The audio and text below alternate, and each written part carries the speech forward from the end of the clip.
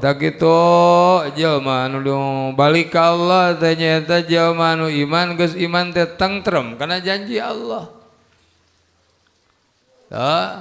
Nya janji Allah teh nyaeta nu didhawuhkeun ku Kangjeng Rasulullah sallallahu alaihi wasallam, man tafaqaha fi dinillahi azza wa jalla kafahu Allahu ma ahammahu wa razaqahu min haitsu la yahtasib. Tuh eta janji Kangjeng Rasul, jalma anu ngaji ilmu fikih nu bener-bener ngajina teh kumaha sagala kabutuhna dicukup ku Allah taala.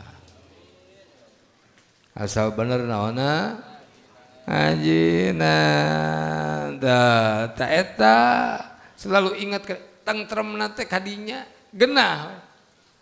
Kena aing mah tukang ngaji ke ka Gusti we. Teu tau mak ka sasaha Mang Jakaria. Ka Gusti we.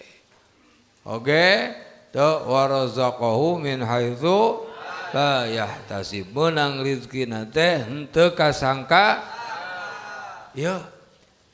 Ulama mah tong waka teu sabada ngawas sabada salat teu hudang sarena ge teu digireun teh geus nyampak aya duit pek kumaha mun geus ngajina kumaha mun geus salatna hudang sare geus nyampak aya duit urang mah hudang sare teh beudah dir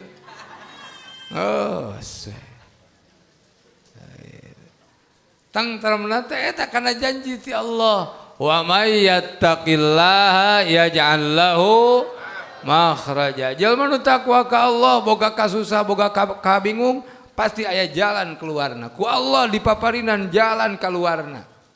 Tiap-tiap aya masalah teh da ngaranna di dunia pasti aya masalah we rek sasaha oge. Ngan kumaha yaj'al lahu makhraja ku Allah dipaparinan jalan keluarna nu babari we jalan keluarna.